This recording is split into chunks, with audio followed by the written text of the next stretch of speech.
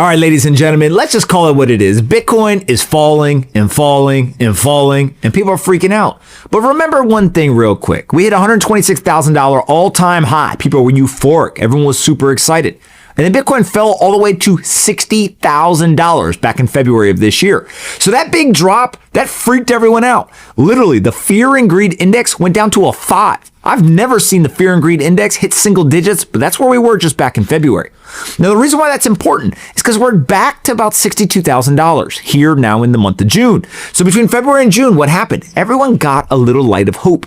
They saw that Bitcoin went from 60,000 all the way back up to 82. Everyone said maybe that was the bottom. Maybe that bear market is over and we're headed back to all-time highs.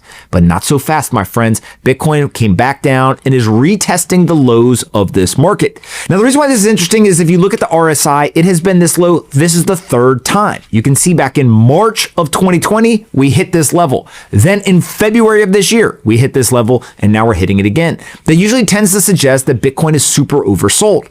But just knowing that Bitcoin is oversold, knowing that the price is going down, it don't feel good for me, for you, or for anybody else. But understanding why it's happening is usually much more important. If we go and we look at Binance research, they say that the mechanism as to why this is occurring is very simple. They say that outsized equity returns in the public markets is pulling capital into the public market. So capital is chasing returns. It's chasing momentum in the public market. And so you see this rotation occurring. Well, when you get that capital concentrating in the public market, it becomes a capital black hole. Capital black hole means that the liquidity's got to come from somewhere. That liquidity right now is coming from Bitcoin. So people are selling Bitcoin and they're rotating their capital over into the public market and they are going and chasing the returns. Now, that means that Bitcoin's price drops and stocks take off. And you can see here that the NASDAQ is going up and Bitcoin is going down.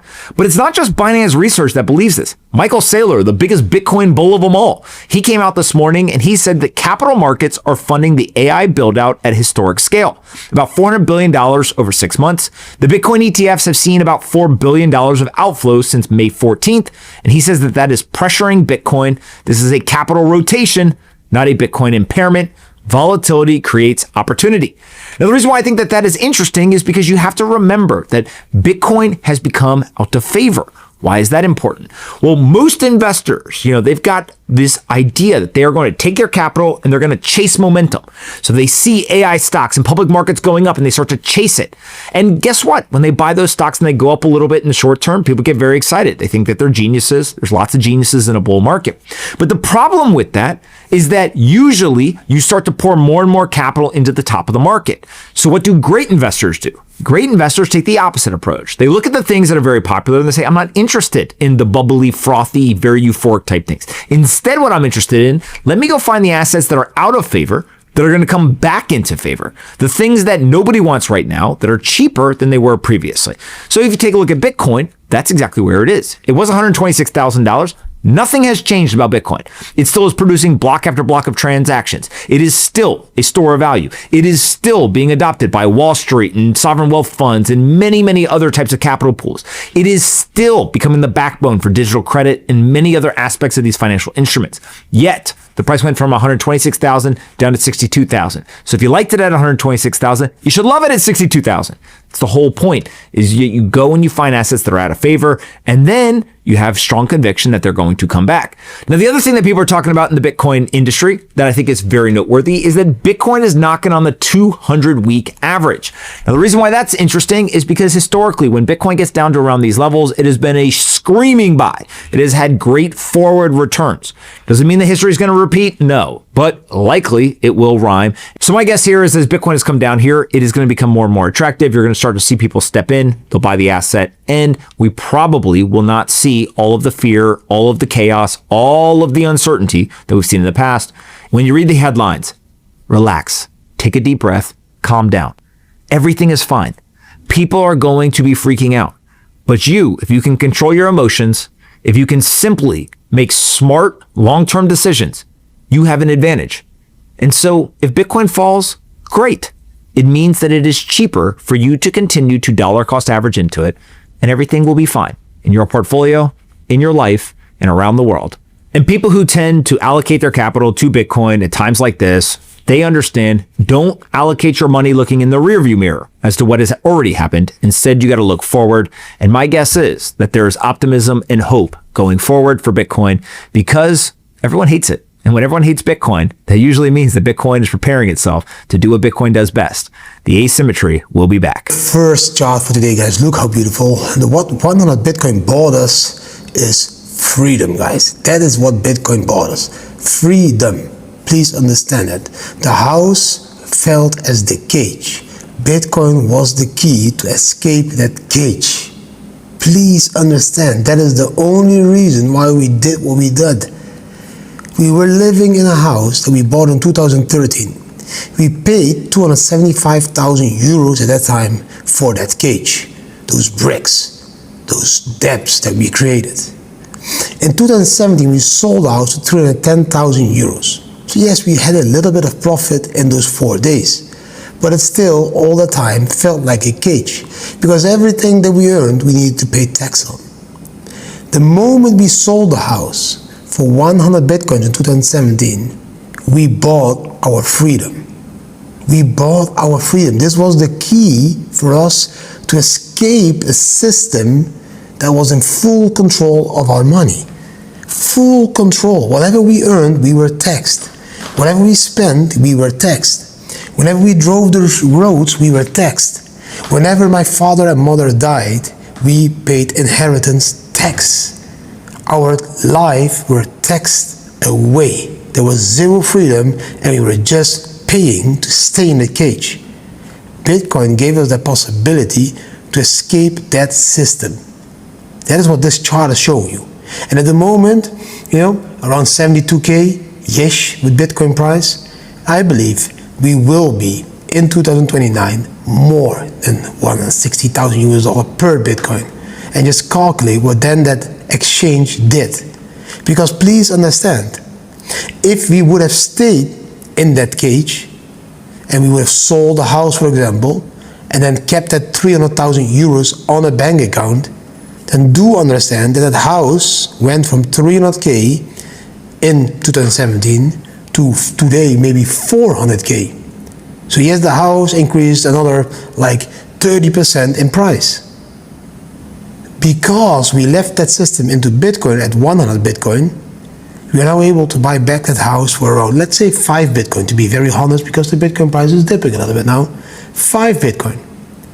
So there's 95 Bitcoins difference between what we sold the house for, we received, and what we need to pay now to get it back.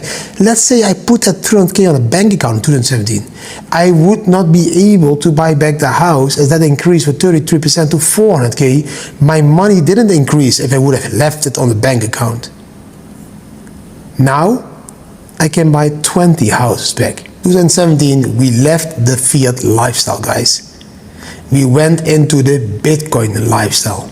And that Bitcoin lifestyle that works because of this fixed supply, the purchasing power will increase, it is sovereign money, this optionality, everyone can opt in and out. This is, with other words, freedom, guys. The house did not get cheaper. Bitcoin made our money stronger, while fiat just got weaker and weaker and weaker. Please understand the power of this chart. Now, the moment you go all in, self-custody, of course, becomes very important. But most people don't understand what self-custody actually means. Self-custody actually means you don't use a bank, you don't use the brokers anymore, you don't use a counterparty. It means that nobody can freeze your account. Nobody can inflate your account. Nobody can take it without the words. Self-custody in Bitcoin means you have 24 words that give you access to your wallet. 24 words that give you access to your wallet. Nothing else. It says 21 words, it's 21 million. AI did a mistake over there, it's 24 words or it's 12 words. But that is your self-custodial backup of all the capital you own. And if you bring this metal plate or your ledger or your hardware wallet, or if you even are able to memorize those 24 words, you just need to bring that to any workplace in the world, and you will be able to access your Bitcoins again. Nobody can take them from you. Now, if you keep it in the banking system, the bank will be able to freeze it, the government will be inflating it, they will be able to take it, confiscate it, you do not really own it, it will be able to even disappear. There is a lot of currencies that has disappeared in the last century. Not many fiat currencies have survived. Do you believe the euro will survive? Please understand that they will do whatever they want to do. We were proud owners of the Dutch guilder until the euro came. The Dutch guilder was worthless and we got like 2.2731 times less for our euro. That's how they in our ass, because they just destroyed completely all our purchasing power.